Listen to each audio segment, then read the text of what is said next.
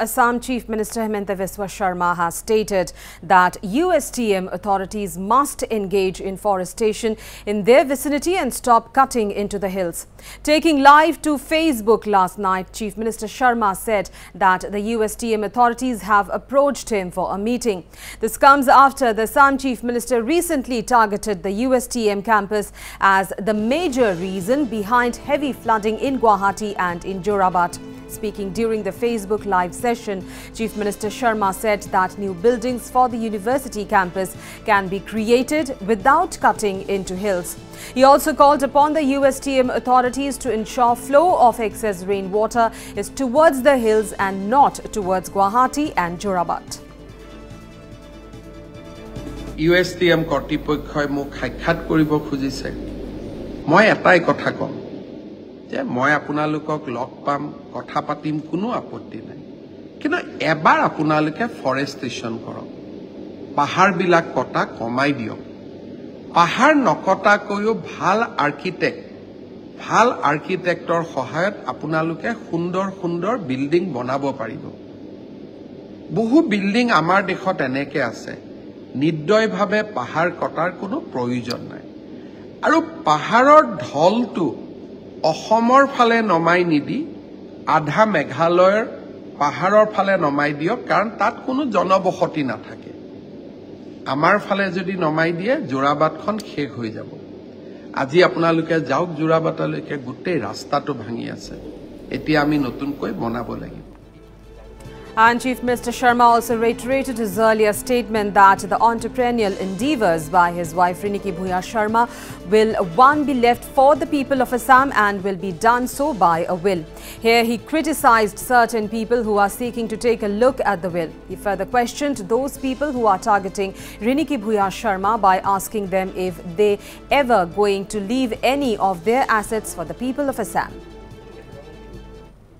আজিকালি কংগ্ৰেছ দলে কিবা এটা কথা কলে তেওঁলোকে ৰিনিকি ভূঞাৰ নামটো টপ কৰিবলৈ আৰম্ভ কৰে ভাত খাওঁতেও ৰিনিকি ভূঞাক দেখে শুবলৈ যাওঁতেও ৰিনিকি ভূঞাক দেখে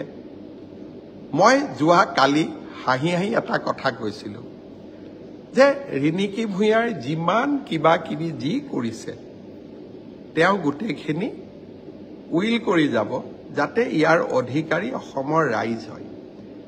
এতিয়া এজন বিধায়কে কৈছে উইলখন দেখুৱাব লাগে মানুহৰ মৃত্যুৰ আগতে কোনোবাই উইল চাই নেকি জিআই থকা অৱস্থাত যদি কোনোবাই উইলখন ৰাজহুৱা কৰে তেওঁ মনে মনে উইলখন পৰিৱৰ্তন কৰি দিব পাৰে উইলৰ নিয়মে হৈছে যে উইল মানুহে মৃত্যুৰ পিছত চাই উইল মানুহে মৃত্যুৰ আগত নাচায় ৰাজনীতি কৰা মানুহসকলে আমি যদি কিবা জীৱনকালত কিবা কৰিছো আমিতো ৰাইজক দি থৈ যাব পাৰো হযৰত মুহাম্মদৰ এটা কথাই মোৰ জীৱনক বহুত ধৰণে প্ৰভাৱিত কৰে যে কাৰোবাক মিঠাই খাবলৈ হাক দিয়াৰ আগতে আমি নিজে মিঠাই খোৱাটো বন্ধ কৰিছো নে নাই ৰাতিপুৱাৰ পৰা কংগ্ৰেছ দলৰ প্ৰেসিডেন্ট সকলে কংগ্ৰেছ দলৰ প্ৰাক্তন মন্ত্ৰী সকলে অখিল গগৈ ডাঙৰীয়াই কৈ আছে না সোনকালে দি দিয়ক আপোনালোকৰ কথা মতে কাম কৰিম কিন্তু আপোনালোকে মোক মিঠাই খাবলৈ হাক দিয়াৰ আগতে নিজে মিঠাই খোৱা বাদ দিলে নে নাই আপোনালোকৰ কোনটো সম্পত্তি ৰাইজৰ কাৰণে দিব সিদ্ধান্ত ললে নে অৰ্কিড পাৰ্কখন কেতিয়া ৰাইজক গটাই দিব তাৰ সিদ্ধান্ত ললে নে একোটা গড়ৰ শিঙৰ মূল্য গ্ৰে মাৰ্কেটত 1 কোটিৰ পৰা 2 কোটি টকা কংগ্ৰেছৰ দিনত মৃত্যু হোৱা প্ৰতিটো গড়ৰ টকাবোৰ ক'ত গৈছিল সেই টকাবিলাকেৰে হোৱা সম্পত্তি সমূহ এতিয়া আপোনালোকে ৰাইজৰ ওচৰত দিবনে নিদিয়ে তাৰ উত্তৰ আমি নিদিও While targeting the opposition Congress, Chief Minister Sharma reiterated his commitment to make Assam among the top 5 performing states in the country. He also stated that Arunodoy schemes would be given to occupants of old age homes on the day of Raksha Bandhan. 19 তাৰিখে ৰক্ষা বন্ধন ৰাখী দিনাখন মই মনত ৰাখিছো যে গুৱাহাটীৰ বৃদ্ধা আশ্ৰম সমূহত যাম আৰু আইতা সকলক অৰুণোদয় অনুমোদন পত্ৰ কেখন দিম যাতে আইতাসকলে সুন্দৰ ৰাখী বন্ধন উৎসৱ পালন কৰিব।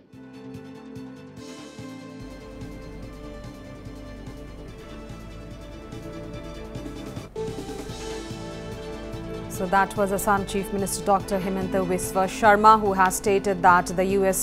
USTM authorities must engage in forestation in their vicinity and stop cutting into the hills. And taking live to Facebook last night, the Assam Chief Minister stated that USTM authorities have approached him for a meeting. This comes after the Assam Chief Minister recently targeted the USTM campus as the major reason behind heavy flooding in Guwahati and Jorabad.